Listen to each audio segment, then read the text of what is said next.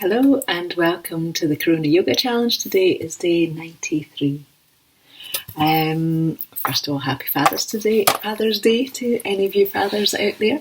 And to those of you who have had a father at any point in your life, I hope you are enjoying thinking of the lovely things that they have helped you with in your life, and maybe also the challenges they've also created, since there's usually both. We are going... do check my website to adapt poses and subscribe if you'd like to. We're going to start by coming to standing today, just a wee change. So if you bring yourself to a comfortable standing position, so you're going to have a little bit of space between your feet and you're just going to be standing straight on. You're going to let one hand come up and overhead. You're gently going to ease over to this side, thinking about length all the way through the open side of your body. Stretch up with your fingertips all the way out, all the way down, and to the other side. Same thing, just a little bit of space and evening out, so you can almost feel a little bit of space between the intercostal muscles and the rib cage. And then extending out and down. You're going to let your hands come onto your legs. You're going to let your hips draw back, shoulders and chest are going to ease forward, so you're going to get a little bit of a back bend. And then bend and fold forward, soften down. So you're just coming into an easy forward bend and then all the way back out again. So we're just gently warming up. Same thing, easing out and forward, so we come into that back bend position and then soften, gently come forwards. Lengthen through the back of the neck and then down through the feet, bringing yourself back up. Press into the feet, take your hands all the way up and overhead and stretch out and we're going to come into a forward bend from here. So if you start by taking your hands behind your back, we're going to do a little bit with the shoulders. So you're going to start by taking your hands down and away from your face. So you're lengthening the shoulders and the hands towards the floor.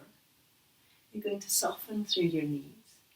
And then you're going to lift up through your hands. So your hands come up and away from your hips, or up and away from the floor. But they're still moving away from your face, so we've not drawn them up. So keeping with that lengthening out feeling. Bend through the knees, press into the feet, come back to standing, let the shoulders ease out. A couple of rolls of the shoulders, and then we're going to do the same thing again with the option of coming further if you would like to. So soften through the knees, lift up through the hands at the back. You're going to tip yourself forward, so we start to get that feeling of length in the legs. And you're just going to allow yourself to fold forwards to wherever you'd like to come to. So you get a nice feeling of opening out in the shoulders, a nice feeling of lengthening in the legs as well.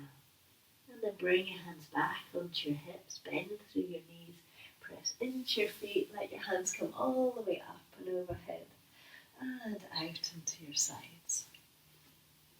We're going to come down to the floor now, so we're going to come to what would be called half camel, which means kind of half the way there. I'm just going to move this a little bit because otherwise you're only going to get a bit of pose. There we go. That should work better. So from all fours, you're going to tuck your toes under, bring your feet and your knees close in towards one another so you can settle your hips back and onto your heels. So you get that feeling of sitting up high. Do adapt this from here, so it might be that your hips need to come away from your heels, might be your toes need to be flat, just depending on your body and any issues going on there. So from here you're going to take your hand, you're going to make a little cup-like shape and you're going to settle it over one heel. And then from here you're going to lift your hips up and away from your heels. Draw them back down, check